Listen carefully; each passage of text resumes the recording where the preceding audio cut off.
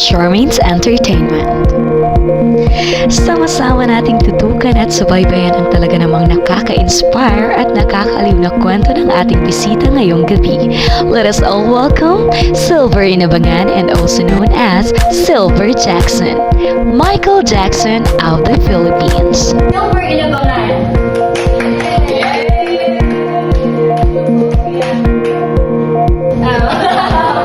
Okay, ngayon lang kita ulit kita simula ni Pato. Kasama po natin si Grace Silver, bata pa lang ako, and then ngayon lang kami ulit nakita. So, thank you very much dahil tinanggap po ang aking invitation para po makasama ka namin dito sa Charmaine's Entertainment. Bigla ka kasi nawala sa showbiz. Nahanap ko lang. Yes, actually hinahanap ka talaga namin. Inaabangan ka namin because you are Silver Inabangan. And kumusta po pala kayo? Sa ngayon, kumusta na po yung buhay niyo? Anong nangyari po sa inyo? Grabe no, nakakaba pala dito. Ayan, so hi muna sa viewers natin. Bago ako magsimula, pupromote ko na ako, follow me. Follow me at may Facebook page, Silver Jackson or Silver Inabangan. Grabe no, tapos nakakamanga lang kasi syempre kilala ko siya before. Ito talaga late ngayon. Yes. Sa akin. Singer namin siya. And by the way, ako right now, I'm doing Real Business Club. Pa 10 years na ako as a distributor. And bukod sa distributor, naging one of the multi-millionaire na rin tayo sa business. Balikan lang natin yung mga experiences mo noong nasa showbiz ka pa. Paano nakatulong sa inyo yung artist sa industry? Paano nakatulong po sa inyong life? Bilang artist or bilang showbiz industry, nakatulong na siya hindi lang din sa business or sa showbiz, pati din sa buhay. Sabi nga nila, pag kinapalan mo daw yung mukha mo, kakapal daw yung bulsa mo. So, kailangan ko rin kapalan yung face ko. Yes, and alam ako high school graduate, sabi ko nga, yun siguro isa yun sa mga pinakaunang pupuan ko na yung kapal ng mukha. Isa din yun sa mga tinuturo sa atin sa mga parents, di ba? You cannot survive if you are iiyak ganun daw. Okay? Pasensya na kayo sa sa addiction. Yes. Laking sibo po. Ito na nga, malaking question nga po sa amin na bigla po kayo nawala sa showbiz. Siyempre, pag Michael Jackson, talagang inaabangan po yan ng marami. So, hindi lang dito sa Philippines, kundi sa buong mundo. Kilalang kilala talaga siya. And, sabi, bakit wala na nag-i-impersonate ngayon ng Michael Jackson? Nasaan na po kaya ang palagi namin inaabangan na si Silver Jackson? Ano pong nangyari? Grabe na. The search is over. And by the way, andito po tayo ngayon sa head office ng Royal Business Club. Yes. May kita nyo, meron po tayo exclusive na office din. Kumbaga perks sa akin na company ni Sir Eric. Shout out Sir Eric Castañeda. And syempre si ating CEO or ating chairman, si Ricardo S. Castañeda. Also as daddy yun ng It's Showtime, Mr. C ng ABS-CBN. Diba, sponsor yan sa Showtime and Gandang Gabi Vice. Hello. Sir, nandito ako ngayon sa Real Business Club as a distributor or natawag na networker or influencer. Yes. O yung tawag nga, new generation networker. 9 years na po ako sa business, and bakit from Michael Jackson, tapos actually nagdagdag lang ako ng another hassle. And ang mindset ko talaga, hindi pwede talaga na i-asa lang natin for like example lang sa showbiz kasi marami talagang balita na yung mga entertainer, sabihin na natin like yung mga social media artists din, na sila na rin nagsasabi na hindi talaga lagi may project, meron din lagi na may mga tapings or mga events. Lalo na as Michael Jackson impersonator, hindi lagi may Michael Jackson. Hindi lagi Halloween. Thriller rin, no? Hindi lagi na si MJ or si Michael Jackson lagi pinag-uusapan. Sa social media ngayon, ang pinag-uusapan na is yung mga issue. So, hindi tayo pasok doon. So, naisip ko na while waiting for racket, kailangan ko magkaroon ng financial freedom. Mas naging financial freedom, kahit tulog ka, kita ka gano'n. You are your own boss. Tapos, kailangan kasama mo yung family mo. So, yun yung hinahanap ko na sideline or side hustle. And good news, nakita ko si Royal. And legal, moral, ethical, nakaka-proud lang. 18 years na si Royal. And doon ako na-inspire kasi doon na may sariling lupa, building. Kasi ito yun, Panino, and Philippine ako. So, na-inspire kong gawin yung business kasi isang ko, ang daming kumikita. Ang daming umaasenso, ang daming natutulungan. Eh, tulad ko, isang high school graduate. Sabi ko, pag hindi ako Michael Jackson, ano ba ako? So, silver in Abangan, high school graduate. So, pag nag-apply ako ng trabaho sa companies as employee, so, ang pwede lang sa akin is production worker, diba? O kung sa labas naman ng company, construction worker, bagger, gano'n. So, mahirap. Sabi ko, from Michael Jackson, hindi pwedeng Bumaba. I'm not against sa mga worker and syempre proud ako ng mga production workers. But syempre we only live once. So kailangan piliin mo yung pinaka-the best. Sabi nga nila, hindi mo kasalanan ang pinanganak kang mahirap. Yes. Kasalanan na daw natin pag namatay tayo, mahirap. Mamana daw yun sa mga naiwan ng mahal sa buhay. Yes. So nakita ko yung Royal, as a high school graduate. Ngayon, online business na siya. Pwede kang kumita na sa bahay. Yun ang pinaka-the best. And nakatuwa lang kasi mas nakilala ko ngayon yung sarili ko na silver in Abangan. Yes. Pero pwede pa rin ako mag-MJ, pwede pa rin ako mag-Michael Jackson. Yan. So kaya pa naman, kaya alagay kasi nasa group na yan, hindi mawawala yan. Kung bibigyan ko kayo ng pagkakataon ulit na bigyan ng another project sa pagiging Silver Jackson as a performer, babalik po ba kayo sa industry ng show? Grabe yung question. Actually, that is my passion, yung pagiging MJ impersonator.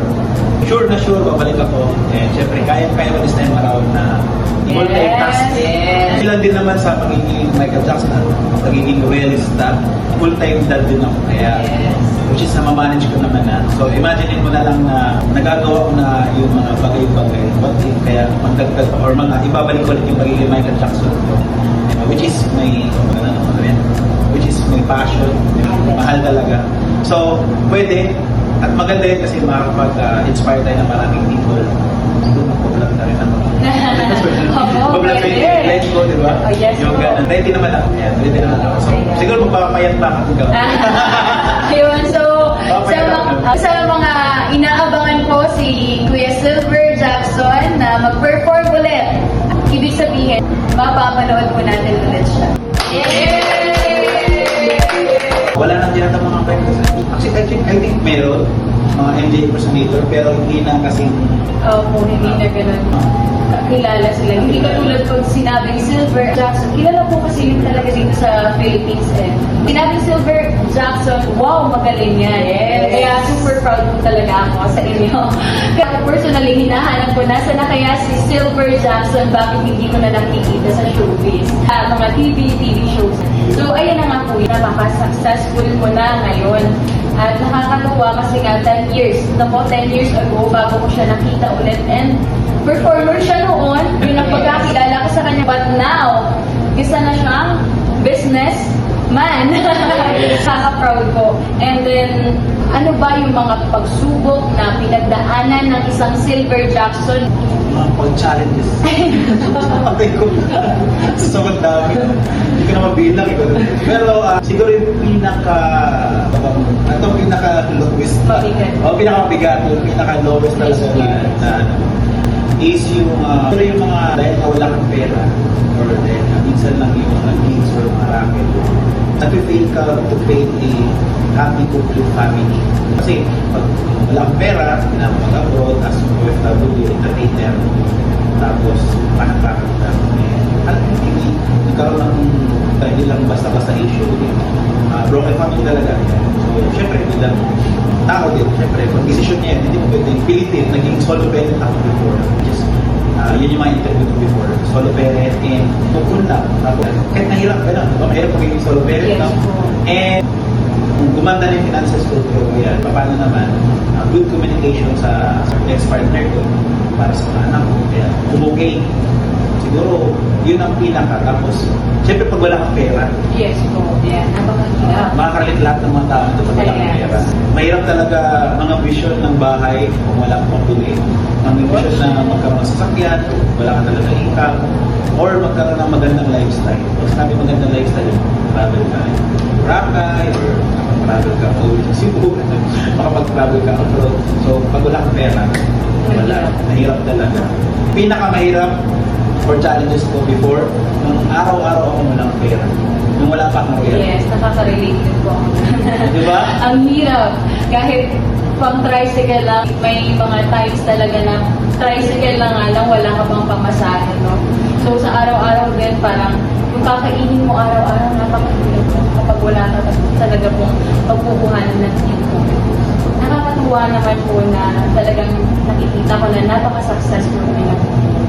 And ano naman po yung nais nyong ibahagi sa ating mga manonood, especially po sa mga kabataan na nangangarap din na maging isang successful na kagaya niyo po? Okay, so tip ko sa inyo, sa mga nanonood right now, una-una, sabi nga ni Chairman, hindi mo sa mga managinip. So, tumatak sa akin yan, honestly. Libre daw ang mangarap dahil sa ganito na. And syempre, ang kailangan mo lang is right opportunity para matupad yung pangarap mo. Pag sinabing right opportunity, ito talaga yung pinaka tumatak sa akin is, sabi nga nila, tulad ni Michael Jordan. Si Michael Jordan magaling mag-shoot, magaling sa NBA. Kumbaga, legendary na yan. What if si Michael Jordan, wala siyang nakita or di siya sumama sa isang magandang opportunity? Barangay lang siya. May barangay ba? Pagbansa? Sige. Oo nga, na-curious din ako dun eh. Example na Barangay pa sa kanila. Kumbaga yung mga liit-liit lang, hindi siya sumama sa NBA. So, anong nangyari, Michael Jordan, mananalo siya, pero hindi siya ganun ka-sikat, hindi siya ganun ka-successful. Kahit anong galing niya, mapipigilan yung galing niya, or yung magiging income niya, or magiging value niya, kasi wala siya sa opportunity. Kaya ginawa ni Michael Jordan is, mapap siya sa NBA, or nausap siya doon, mas lalo siyang bumalik, at mas lalo tumaas yung value niya. Kaya ngayon, si Michael Jordan, Michael Jordan, siya talaga yung pinaka-legend sa NBA. So, ganun din pala sa buhay. Maraming tao masipag sa labas. Marami talagang tao na talagang grabe ang sakripisyo, pero nasa wrong opportunity. Or hindi kinikilala yung value nila. Hindi pinapahalagaan o hindi tinataas yung value nila. Kaya ako, tulad ko, experience ko yun. Diba sabi ko, paano bang isang high school graduate? Yan. Pag nasa labas lang, ano ba ang opportunity ang meron ng... Pero dito sa real, hindi lang ako nagkaroon ng income, nagkaroon ako ng magandang bahay, mga magagandang sasakyan, mga magagandang sports car, magagandang investment na lupa, bahay, ganun. And syempre, magandang future lang sa family. Opportunity talaga ang dahilan para umasenso. So, sa mga viewers natin, hanapin mo lang yung tamang opportunity rin. Naniniwala ako sa inyo, di ba? And if you want, siguro gusto nyo din malaman about right opportunity, you can message us sa aming mga Facebook pages. Yes. Ulitin ko lang, Silver Jackson or Silver Inabangan. Nandun po yung page ko at nandun po yung page na Instagram. Ganon din, Silver Inabangan, ayan, or Silver Jackson. TikTok, ganon din. YouTube, ganon din, Silver Inabangan or Silver Jackson. So, right opportunity ang kailangan, which is real business club. At para po sa ating mga viewers na talagang na-inspire sa buhay ng ating bisita, sana marami po kayong natutunan. Pero hindi pa po nagtatapos dyan dahil meron pa akong naka-ready na questions. But ito po naman ay isang laro. Kailangan nyo lang pumili. Alam nyo ba yung fast talk? Fast talk tayo ngayon. Patay tayo dyan. Stop na patay tayo. Okay, first question po. Ang maputi may team. Okay. Gatas coffee. Coffee. Trabaho si Lord. Lord. Yan. Girlfriend or pera? Ano? Girlfriend or pera? Pera. Pera! Okay. So next is, what is your favorite song? Michael Jackson, Billie Jean. Okay. Favorite artist, Michael Jackson. And last, business or showbiz? Show business. Very nice! I like your idea. But ako, si Silver Jackson, at ako ngayon ay...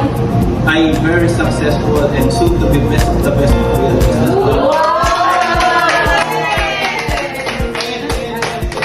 Magiging top 1 sa lahat na papasukin kong opportunity, like top 1 Michael Jackson ulit, top 1 din ng soon Royal Business Club, and syempre top 1 na father sa lahat ng mga anak. Top 1 kay Lord. Top 1 kay Lord. Nabuhay. Maraming salamat po, Kuya Silver. So, napaka-ganda po ng inyong mensahe sa ating mga viewers. Na-inspire po kami sa inyong story. Story. Napakaganda ng inyong journey. Kasi kasama niyo po ako noon eh. Bata pa lang ako. Ayun yung, alam ko na inyong pinopursue talaga yung showbiz. And as a performer. And now, parang talagang, nagulat din ako na amaze. Wow, nakaka-amaze. Talagang now is millionaire na siya. Millionaire. And now, ang dami niyang sasakyan na nakikita ko sa mga post na sa Facebook. Kaya nagugulat ko, kay Kuya ba to? Kay Kuya Silver ba to? But sabi ko, totoo ba? Hindi kita pa masyado nakakasal. Ngayon lang po talaga eh. Kaya ngayon, habang nag-i-interview ako at pinapakinggan ko yung mga sinasabi niyo, sobra akong na-amaze talaga. And congratulations po. Maraming salamat. So much, guys. Thank you so much. Thank you rin po sa inyong lahat. Baka naman po, pwede nyo kami bigyan ng sample. Siguro kanta na lang muna ng kapela. Para mabitin kayo sa aking mga dads. So, let's go. Kapela, Michael Jackson. Billie Jean. She was more like a beauty queen from old sea. Said, "Mother, what do you mean? I am the one who can dance on the floor and around." She said, "I am the one." Yun lang. Bili mo na, bili. Hindi ako na mag-prepare. So, ganito siya. Turo mo sa akin. Okay? Atras. Ay. Ready? May kami. Oh, very nice. Thank you so much. Yung ano yung din. Sige lang ito. Basta abangan nyo ako magre-ready ako. Magiging Michael Jackson. Na-miss natin ang performance ni Silver Jackson. Sorry.